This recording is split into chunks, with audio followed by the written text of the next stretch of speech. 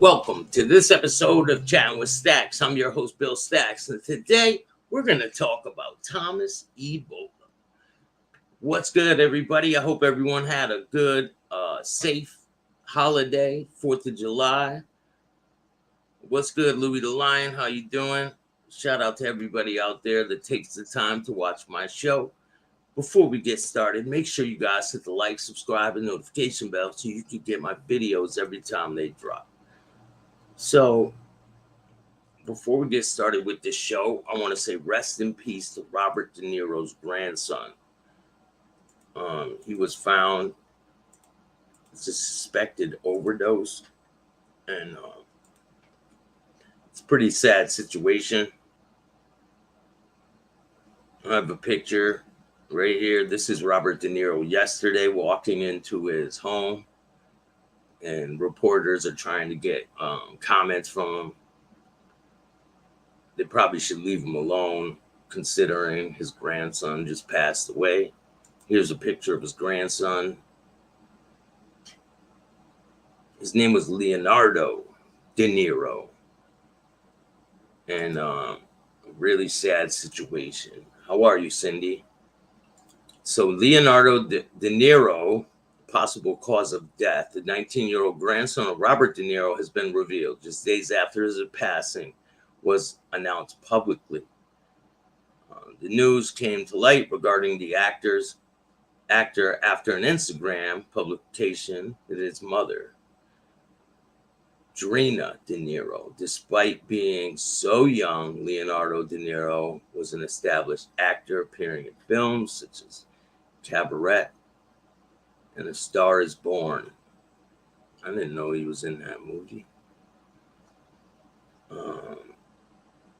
It says the premature death that has moved a lot of people, above all because was unknown. However, TMZ published that the actor could have died to a possible overdose, saying law enforcement sources say Leonardo's death is being investigated as an overdose. The teen, who was house sitting in both drugs and drug paraphernalia, was found near his body. An overdose is not the only possible explanation. The media outlets say that they're still investigating. It is still ongoing, and these substances may not be provoked the death of the young man who was found by a friend who hadn't heard from him in a few days and was checking on him. So they hadn't heard from him, and they went to check on him, and they found him. On the other hand, an overdose is not the only thing being talked about. Leonardo, that he died after taking something mixed with fentanyl, writing to a person who sold Leo the fentanyl-laced drugs that took him away from us. I hope every day you think of me and my family, you killed us all. In a publication that was then changed to a lot of broken heart emojis, as well as crying face, dove, and praying hands. Really sad situation.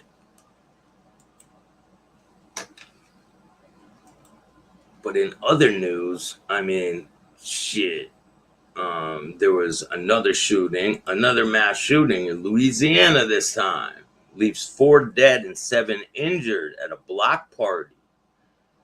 In Louisiana, police in Louisiana are investigating a mass shooting that left 4 people dead and 7 injured during an annual 4th of July block party in Shreveport. The police said 11 people were shot. 4 of them died after early morning Wednesday. Shooting in the city's MLK neighborhood. More than 200 people were attending this event. Of the injured, 1 critical, police said. 1 was in critical condition. 6 other victims were expected to recover. It's getting out of control out there. It seems every day there's something new. There's another, there's like constant shootings, constantly.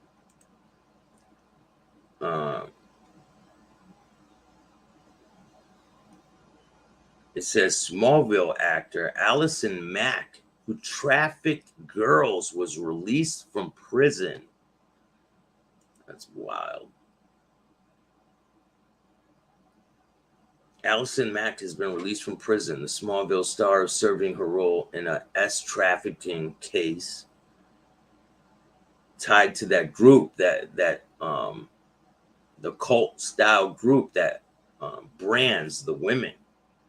In 2021, the 40-year-old Mack was sentenced to 3 years in prison after pleading guilty to manipulating women and becoming slaves for Richard Ramirez.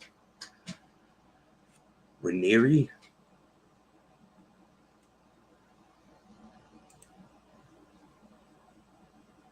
According to the Federal Bureau of Prisons, records show that Mack was released from prison in California on Monday.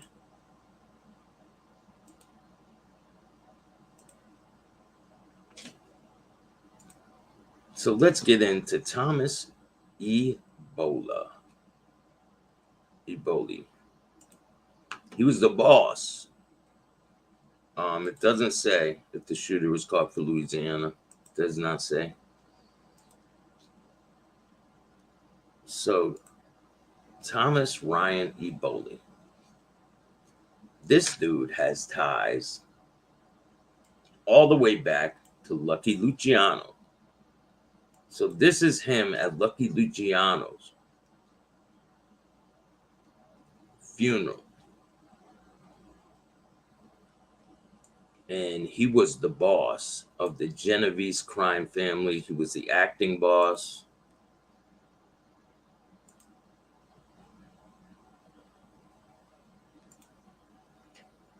And I have someone. Hold on, I'm trying to find something.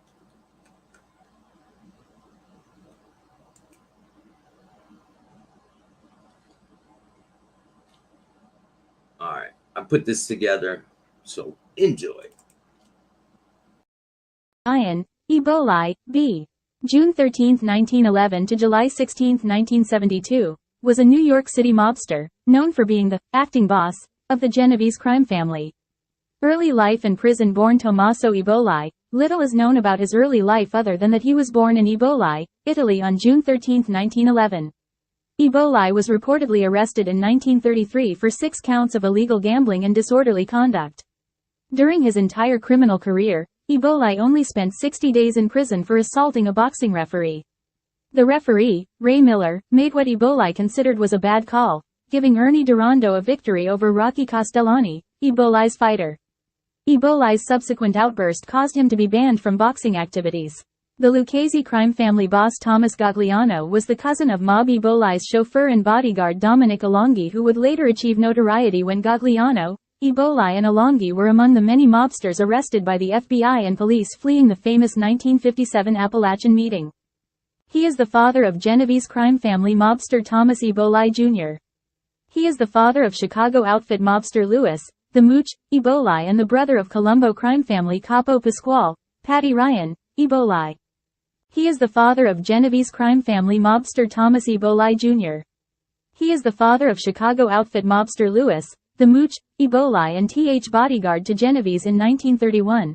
The murders of Giuseppe, Joe the Boss, Masseria and Salvatore Maranzano ended the bloody Castellamarese War among the New York gangs.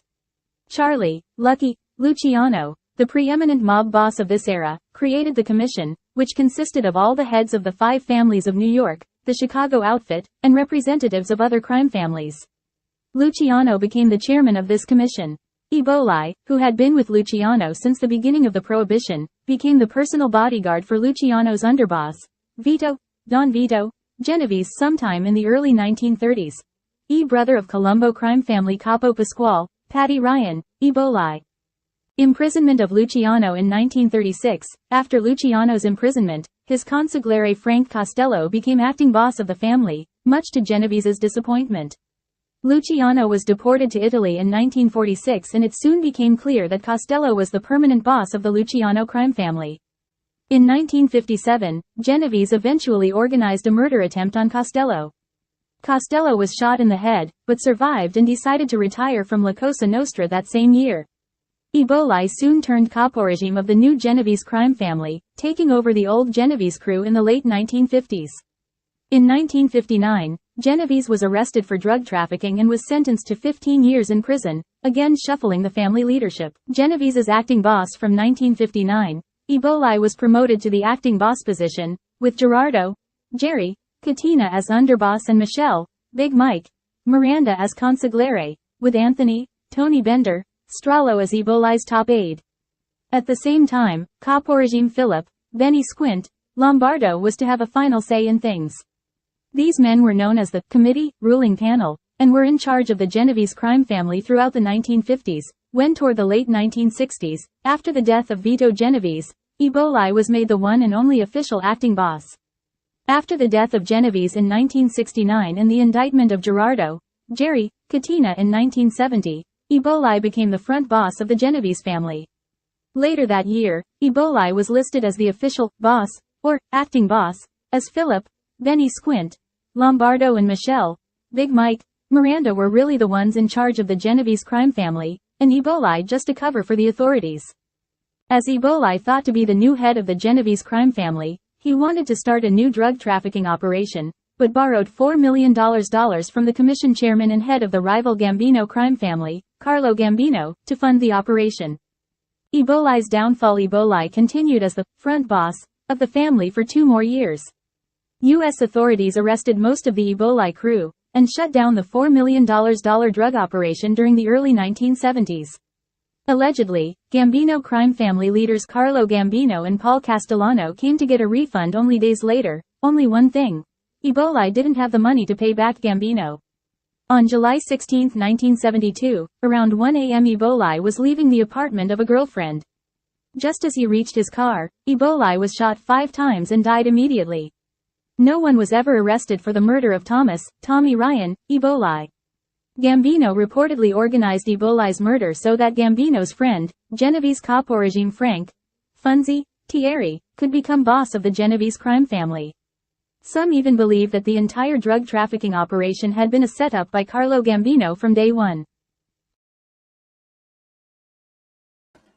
What's good, everybody? So what do you think?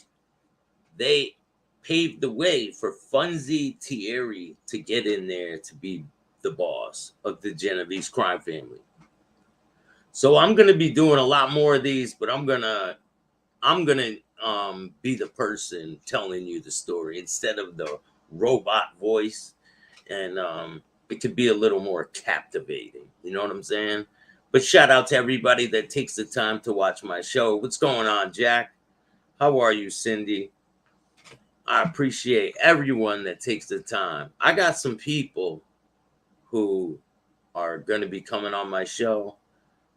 They're older gentlemen, and they're going to be telling me stories about back in the day being around some of these people. And I want to get you guys the best stories I possibly can. We need a show like this. The lead mo. They read it off of Wikipedia. I don't know about anyone else, man. I really don't. What's going on, Everett? How was everyone's 4th of July? How were the fireworks? There was some major thunder and lightning going on. It was crazy.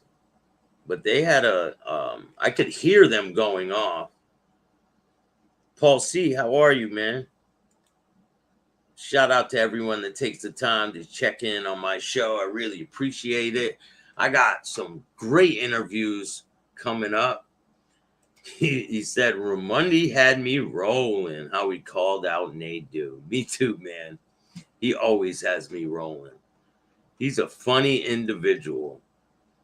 Some people just take life way too serious sometimes, you know? I mean, I don't know. But I think he is hilariously funny.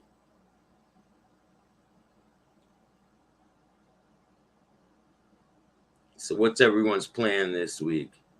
Is it does everyone have the work week off? Or what's going on? Are you guys at work right now? If you guys don't know, they found cocaine in the White House. You can't make this up.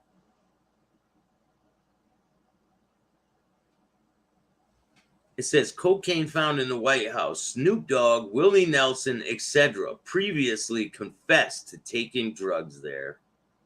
The Secret Service is investigating how a mysterious package containing a small amount of powder, which is supposedly cocaine, made it into the White House.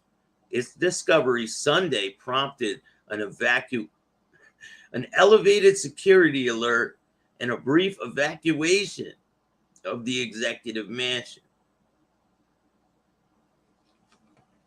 President Biden was not at the White House, but his son was. Oh, man.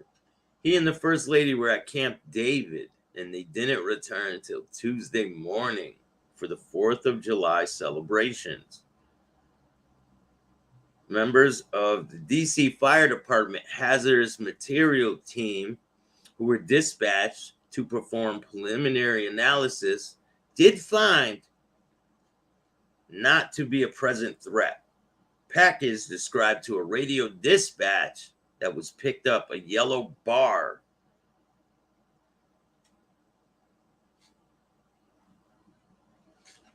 They were doing their routine rounds and inspections of the building. It is now undergoing further tests to clarify what exactly it is.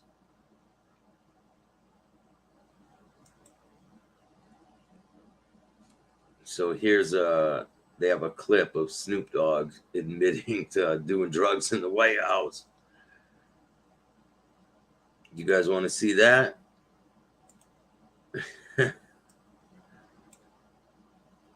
Here, I'll play a clip of Snoop Dogg. I know, why would they have to evacuate it and everything? I think they just taken it a little bit overboard. It was hot yesterday. They said yesterday was the hottest day in recorded history. Do you believe that shit? Crazy.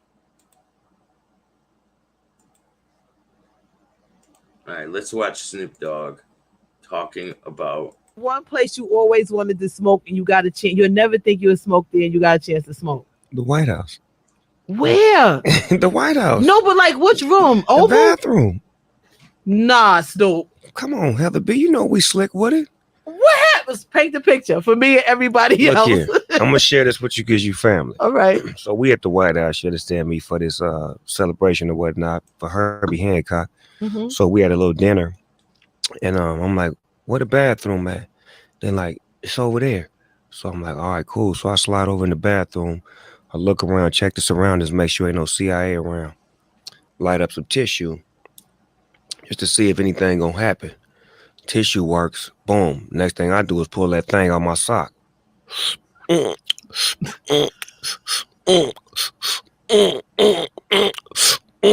heard somebody coming. Put him out real quick and got on back to the party.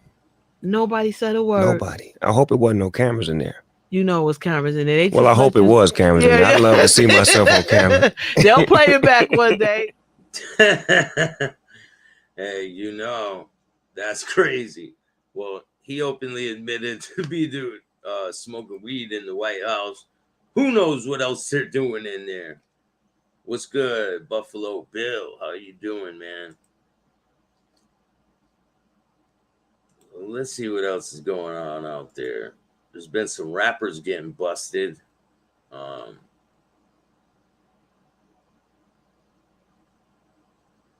so a man, 24 years old, was lost in the river rapids of Yosemite National Park on a hiking trip with friends.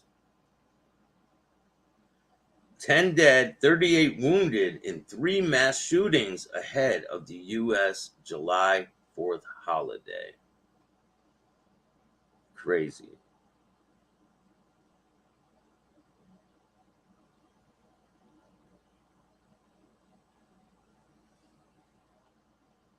Hopefully they can get a grip on this shit. It's really insane, the amount of casualties and shootings that are going on.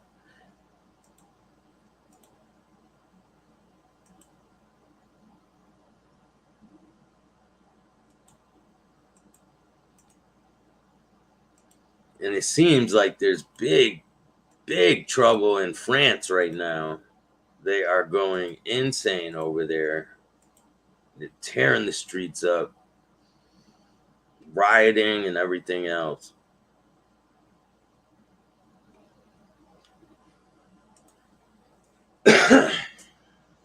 What did you guys do this holiday weekend? What was you guys' plans? What did you guys watch fireworks?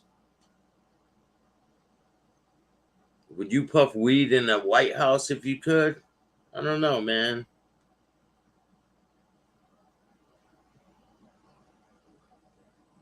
Who knows? It was probably the president's son, man.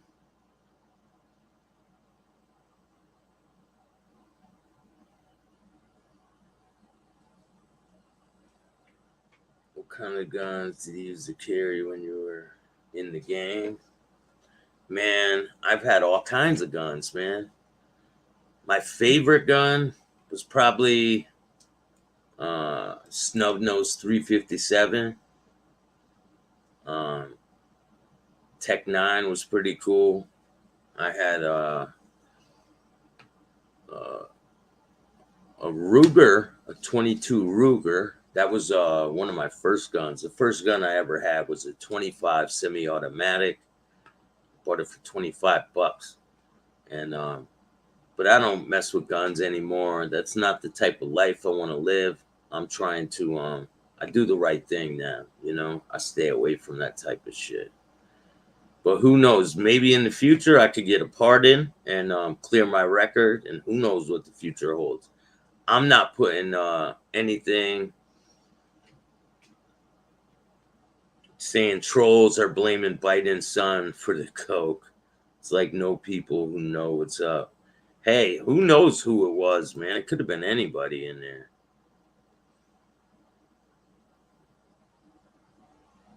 A sheriff's vest with grenade launcher. Man, I used to be on some dumb shit back in the day. I spent my money on some real dumb shit. I bought a SWAT team outfit once. Stupid. Had the helmet and the goggles and shit, and I would just sit around playing video games and doing drugs. I was never in the crack business, man. I didn't sell drugs. I wasn't a drug dealer, bro. I was into stealing cars a lot back in the day. That was what I was into. And then I fell into the drug addiction bullshit and in and out of prison for a long time. But I've done some dumb shit, you know, and I paid the price for it.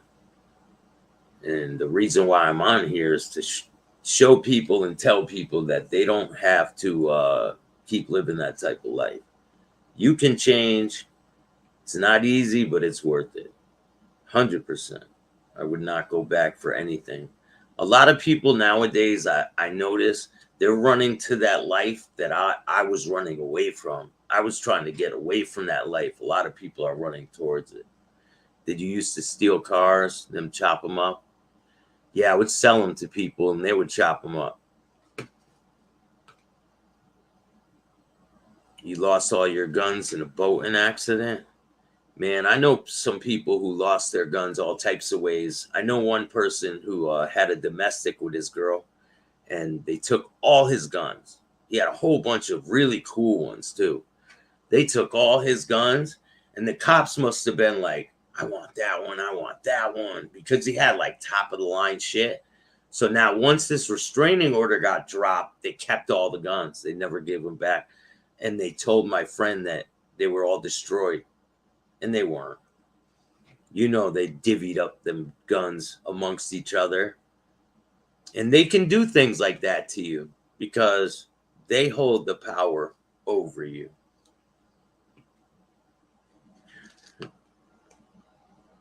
Oh, the boating accident thing? Yeah, people used to ask me, where'd you get that? I'd be like, yeah, it fell off a truck, man.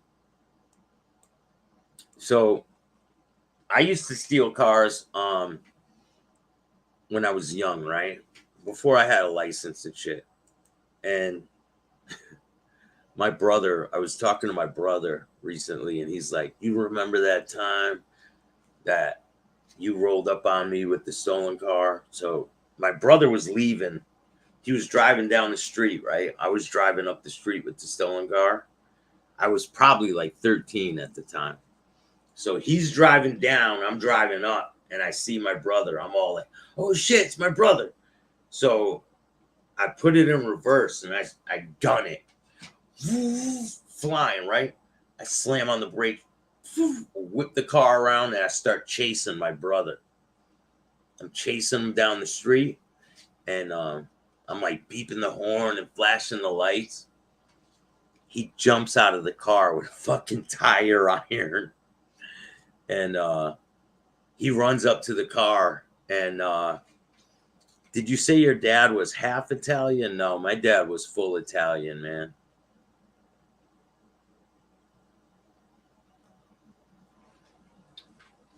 No, my dad didn't have no mob friends.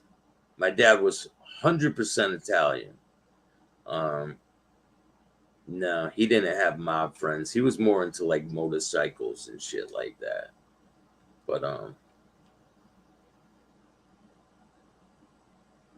yeah, fell off a truck.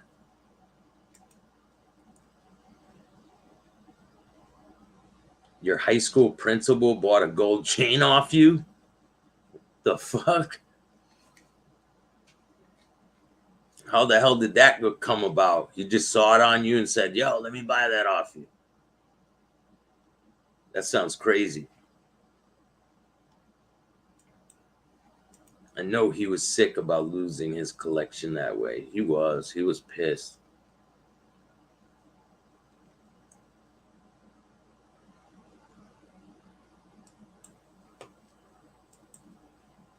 I got some stories I'm going to tell about my father.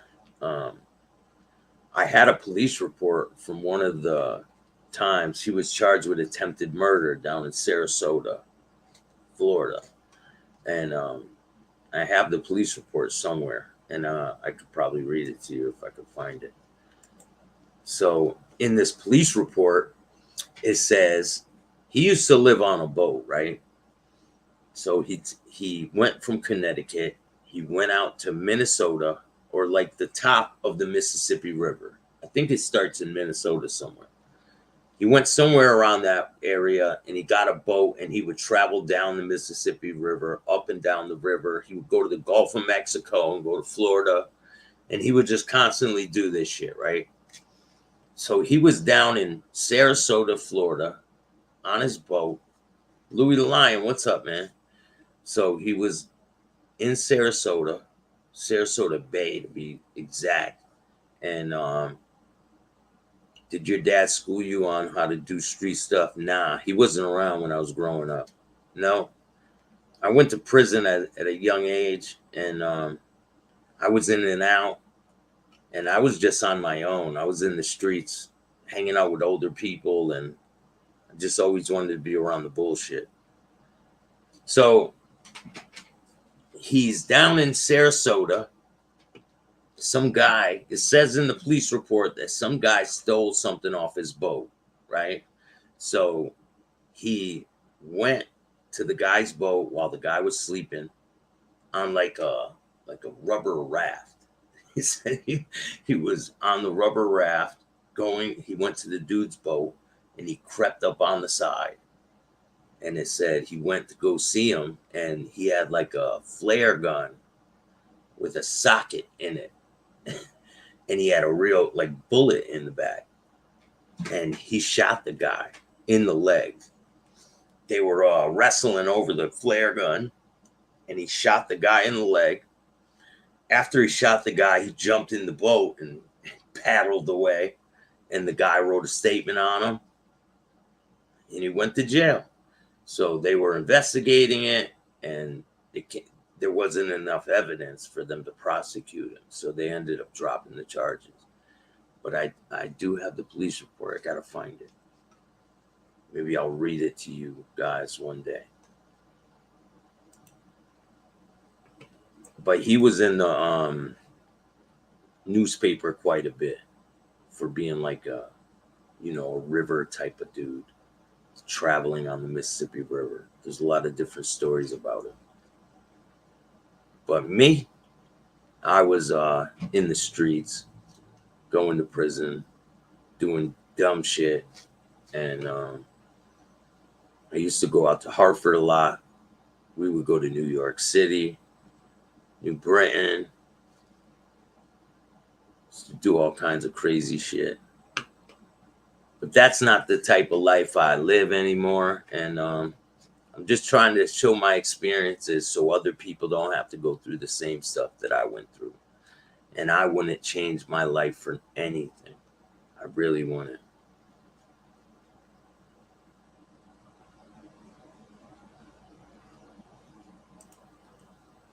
So how did you change to where you got into the mafia stuff? So once I got sober, I was like thinking like, damn, how can I like get content out there that people want to see so I can explain my story too. You know what I'm saying?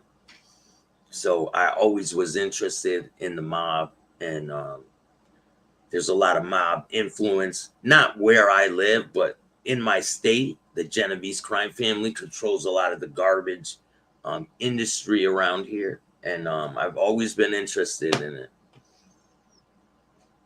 So I was like, I'm gonna start a mob podcast, and so I started it, and it started building and building, and it's still building. I don't buy subscribers. Everything is 100% organic.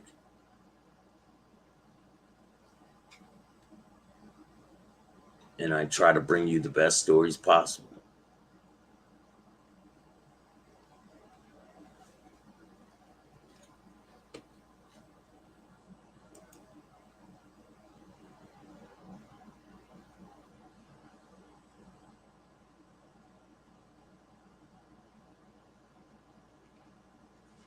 Yeah, he wasn't there for me. No, that's probably why I ended up the way I did, you know?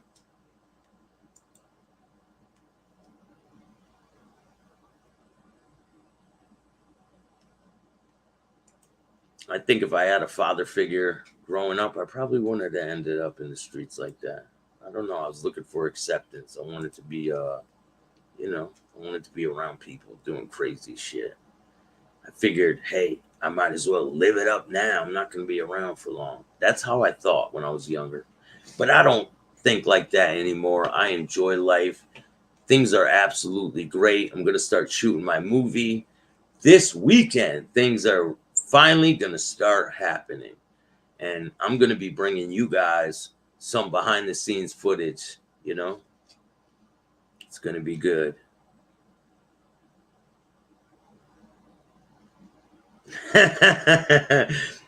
That's hilarious, Jack. Yeah, your numbers are real. Some clown in Hootie's chat yesterday tried to say he built your channel. Probably a troll. That wolf guy who hates on you. Hey, who gives a shit, man? Let them hate. I don't give a fuck. They don't affect me. Not even a little bit, man. None of them. Bunch of losers. I don't fall for any of that bullshit, you know?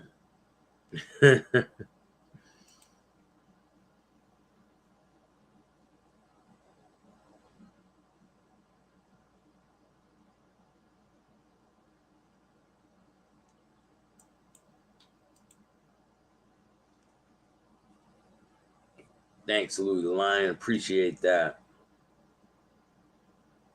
Social media, I'm really doing positive things. That's how I thought back then. Hey, I mean, when I remember being in middle school, right? And I'm hanging out with kids that are in high school. And I'm drinking 40s with them and we're smoking weed. And I just thought I was cool. But I just wanted to be part of the group, basically. Yeah, do got a movie coming.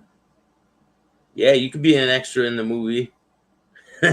Man walks on sidewalk.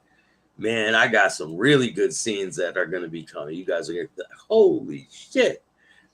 And I'll show you guys some of it. I'll be dropping it probably next week sometime. A couple clips from it. But I am definitely going to start filming it this week. This weekend, 100%. I got the people in place. I got the locations. I got everything. It's going to be awesome.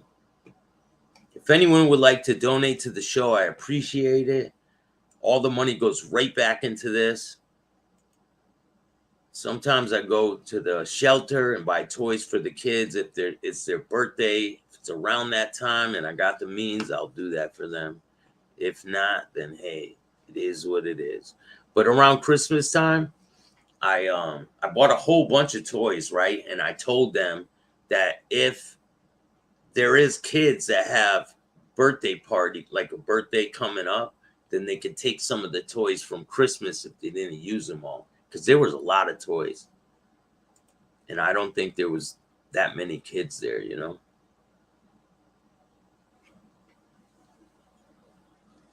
Tony Pizza said a movie should be made out of him and said it should be a homeless documentary. And then he got mad and blocked me. Hey, man. So when he first jumped on the scene, right? If you guys don't notice, when these people first come on the scene, they always hit me up and they want to come on my show. All of them. Tony Pizza did it. FBS did it. All of them. They all try to come on my show. Sometimes I let them, sometimes I don't. Yeah, you can donate through PayPal, Cash App, Venmo, all that stuff. The links are in the description of this video or they're in the About section. I appreciate it. Every dollar goes right back into the program.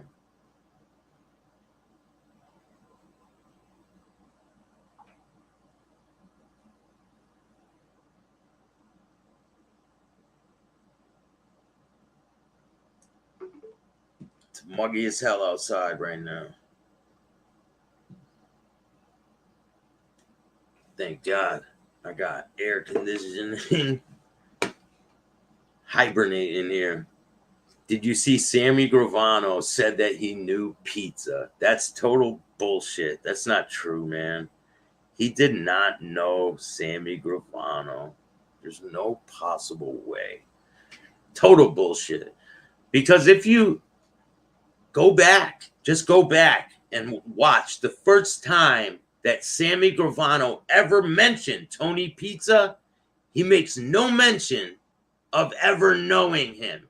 He knows him as a homeless person who kept bugging him for money and like for his time and shit. And he said he got really annoying.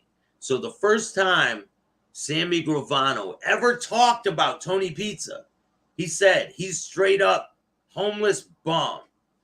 I'd rather send it through there than Super Chat. They take 30%. He knows Sammy from Facebook. That's the only place he knows him from. Yeah, I definitely appreciate that. If you could send it through either Cash App, PayPal, Venmo.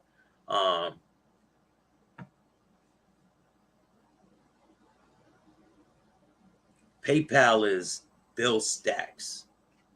BILLSTAXX.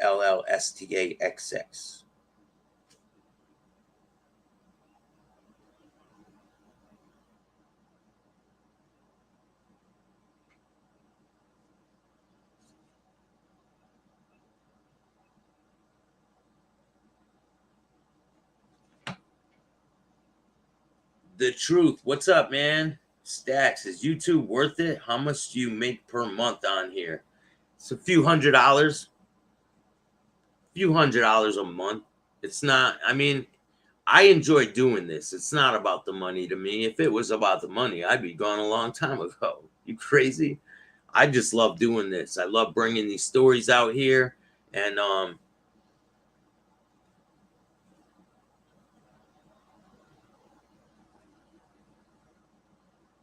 it's worth it to me if I could reach people.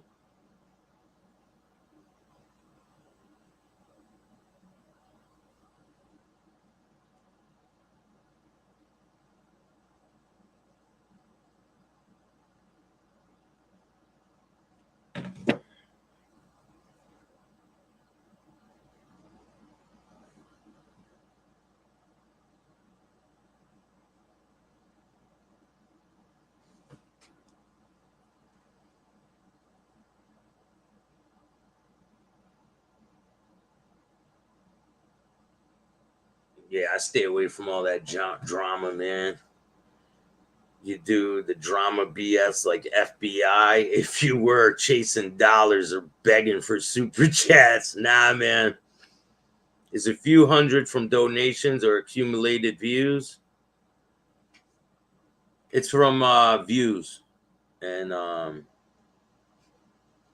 so once you put a video out over time, you get views, and it builds and builds, and you put ads into the videos. You know, you don't oversaturate the videos with the ads.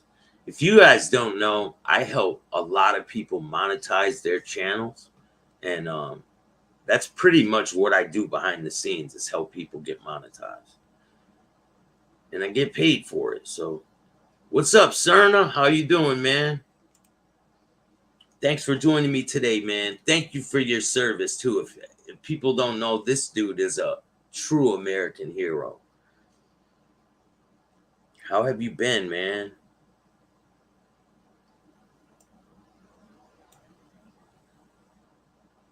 Maureen, how are you?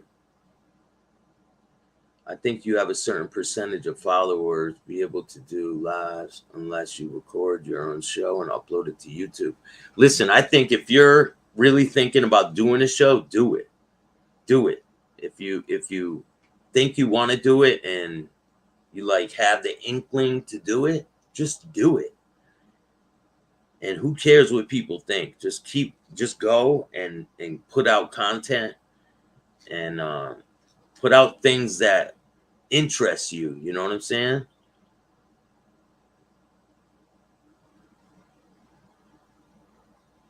Yeah, you need 1,000 subs to get monetized. It doesn't matter if you use a phone or a laptop. And then you sign up for the partner program to get paid.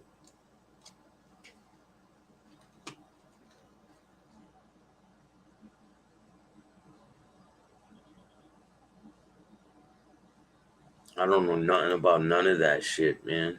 Antonio. I don't know nothing about it. No comment. I don't know any, like, the only person I know there is Angel.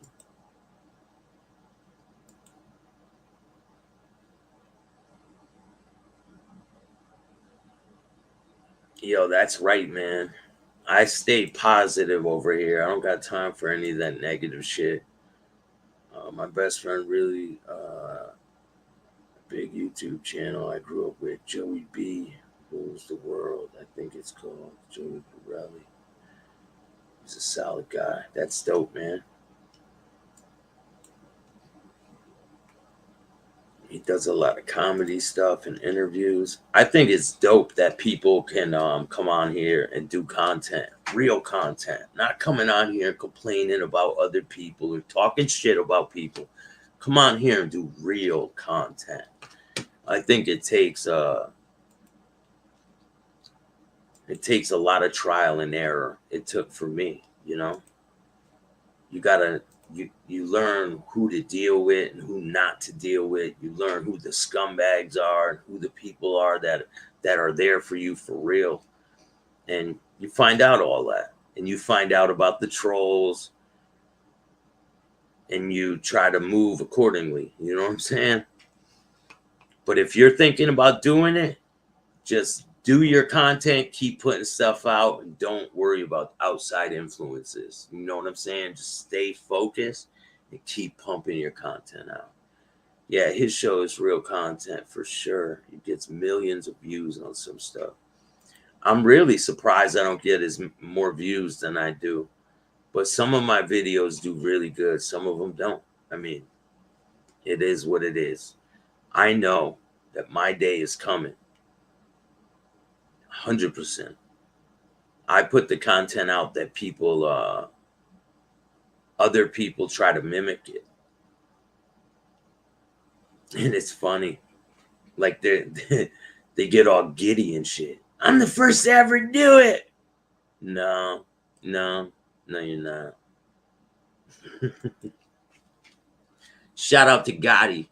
Gotti was one of the first people I've ever interviewed from a prison cell.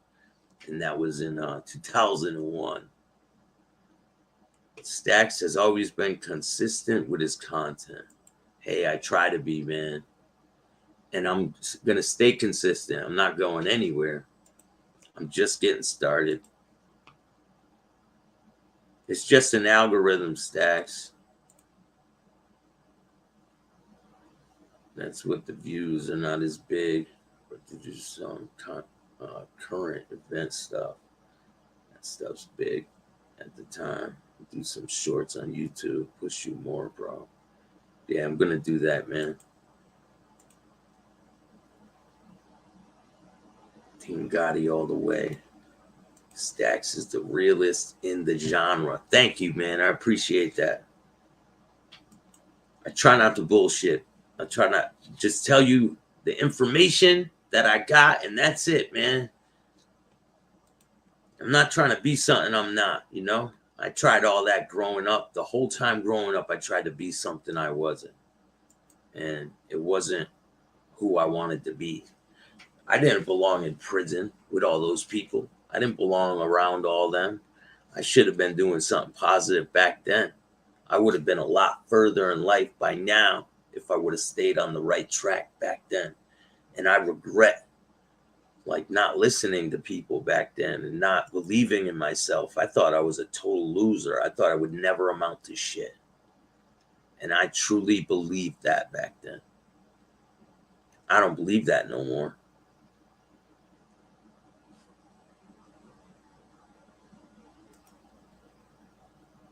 They want to compete with TikTok and they don't really fuck with shorts. They push bad.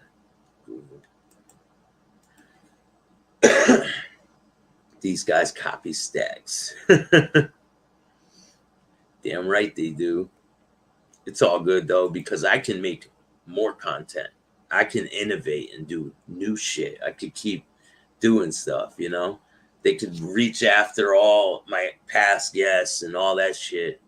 It's all irrelevant because I'll just do better shit. It's all good.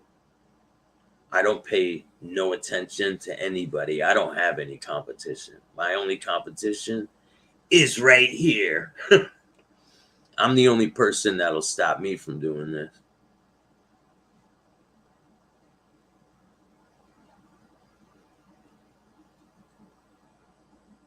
I cannot wait to show you the story that I created. I can't wait to see it in video form so I can show you guys. Even if I can just get a little bit of it to show you. I'll definitely have something for you by next week.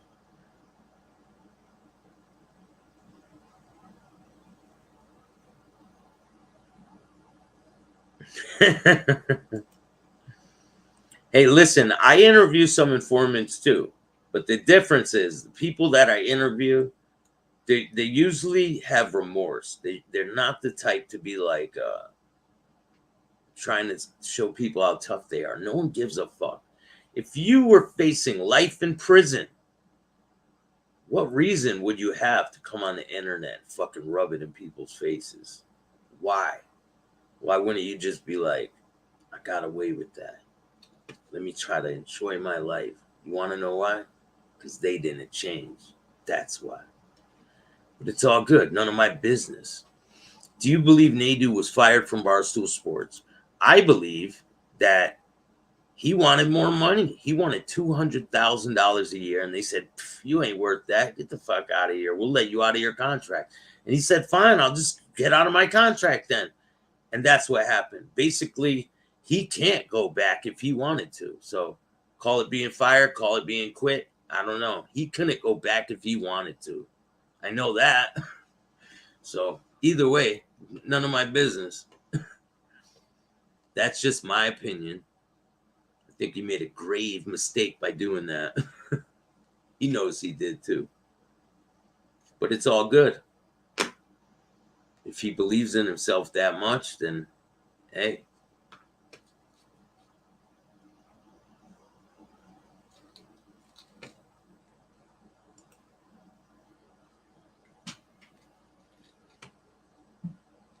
If you guys didn't see Mugshot Monday, go check it out. It was pretty good. It features this chick.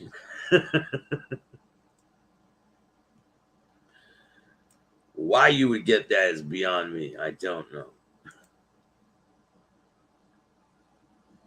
Definitely 100% it's buying views. 100%, man. Thank you, Louis the Lion. I think they do is buying views to try to get better contract on. No, he got caught up in the bullshit, man. I think 100% he's buying views, buying subscribers and views. That hurts you in the long run. It hurts everything about the algorithm if you buy views and shit. I don't do that, and I've never done it, and I won't do it. Another thing, you probably won't believe me, but I've never paid not $1, not 1 cent for an interview. Have not paid $1 for an interview. I was gonna pay for an interview, but it was a huge one. But I never paid for an interview. But shout out to everybody who has appeared on my show. I really appreciate them taking their time. I've interviewed some pretty big people. If you go back and look at my catalog, it's huge. I really appreciate that donation, man. Thank you. Down neck, how are you? Maureen, what's up? How were your 4th of July? Did you guys watch fireworks and all that good stuff?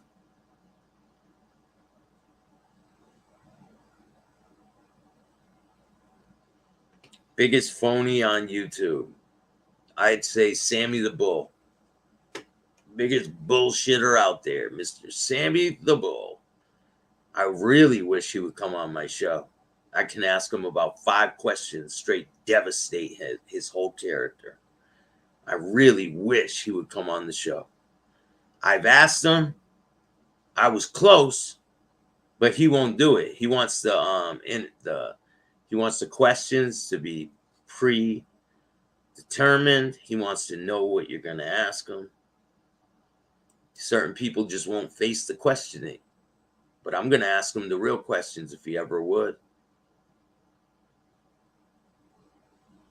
A lot of people say that A-Light is I want to ask him questions, man. I want to ask him some questions. A-Light too, I want to ask him questions.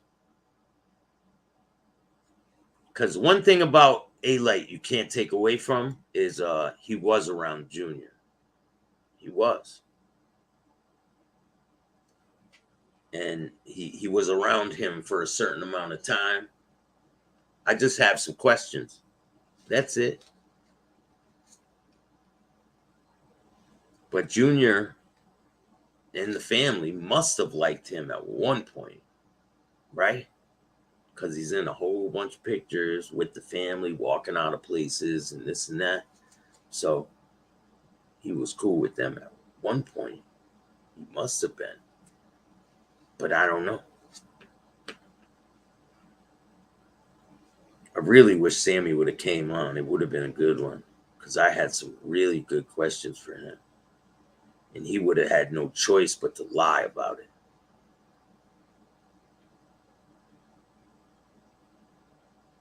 He was around him, but he never did 95% of what he said he did. That's why I want to ask him some questions.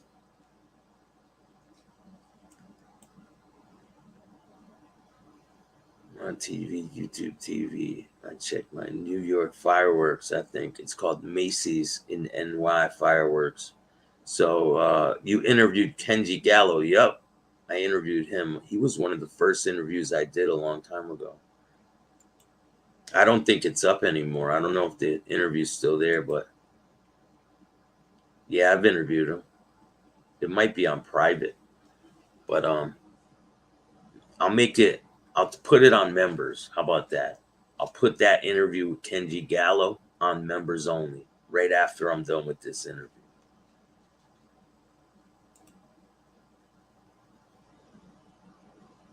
What's the worst bug bite you ever got? What do you mean? Worst bug bite? What does that mean, man? I got bit by a spider once.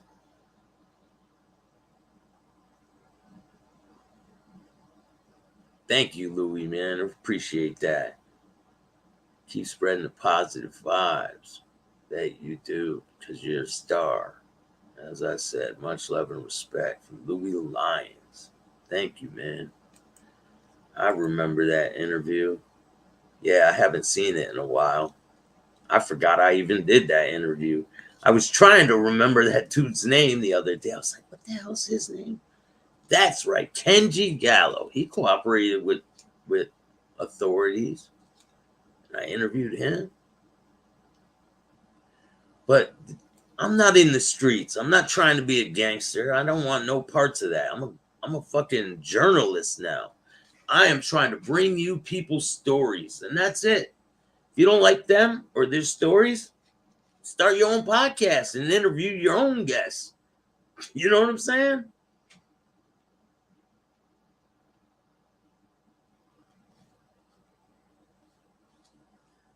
Let me see. I got another short video I could play for you guys.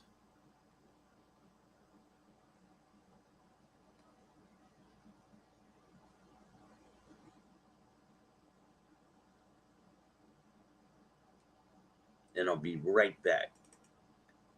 Here, check this out. Original name Meyer Scisciano, born July 4, 1902, officially assigned date by U.S. authorities, Grodno, also spelled Grodna, Russian Empire, now in Belarus, died January 15, 1983, Miami Beach, Florida, U.S., one of the most powerful and richest of U.S. crime syndicate chiefs and bankers. He had major interests in gambling, especially in Florida, pre-Castro Cuba, Las Vegas, and the Bahamas. A Polish Jew born in the Russian Pale of Settlement, Lansky immigrated with his parents to New York's Lower East Side in 1911. By 1918 he and the American gangster Bugsy Siegel were running a floating crap game and then graduated into highly lucrative auto theft and resale. In the course of the 1920s, Lansky's gang branched into burglaries, liquor smuggling, and other rackets and came under the aegis of crime boss Giuseppe Masseria. Lansky and Siegel had also developed a squad of professional murderers for hire, the prototype for the later Murder Incorporated, headed by Louis Buchalter and Albert Anastasia.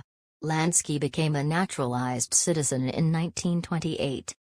It was allegedly Lansky who persuaded the Italian-born crime boss Lucky Luciano to have Masseria assassinated in 1931 and provided Siegel's services for that purpose, making the four-man hit team representative of the major New York crime factions. Between 1932 and 1934, Lansky joined Luciano and the American gangster Johnny Torrio, among others, in forming the National Crime Syndicate and became one of its major overseers and bankers, often laundering funds through foreign accounts. By 1936, Lansky had begun to develop gambling operations in Florida and New Orleans and also in Cuba, where he arranged payoffs to Cuban dictator Fulgencio Batista. He also financed Siegel's casino developments in Las Vegas, and ordered Siegel's execution. Bam! So I got a lot of those lined up, but I'm going to start narrating them myself because I'm like, damn, why am I using this computer voice?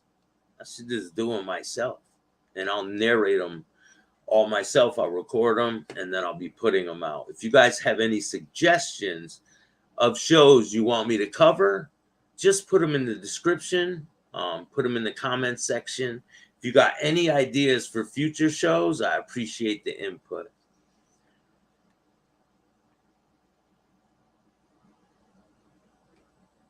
But I definitely appreciate all of you guys, and I'll be back on later tonight. I got another show lined up.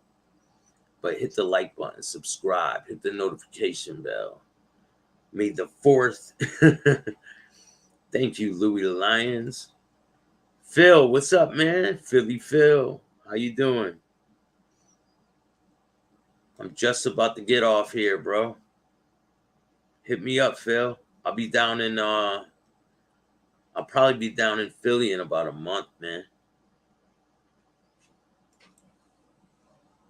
But I appreciate all of you guys. Have a safe week, and I'll see you guys tonight. Hit the like, subscribe, and notification bell so you can get my videos every time they drop. I know it's too hot out there, bro. That's why you got to stay with the AC, man. Fuck all that hot shit. Staxx, where's the best place you've ever hooked up with a chick? I don't know, man. Parking garage, probably. Pretty, daring. Parking garage when I was in rehab. We look up and there's fucking camera. Like, fuck. But I hope you guys like this content. If you like it, hit the like, subscribe, notification bell so you can get my videos every time they drop. And if you don't like it, start your own fucking podcast. And remember, don't be a bitch.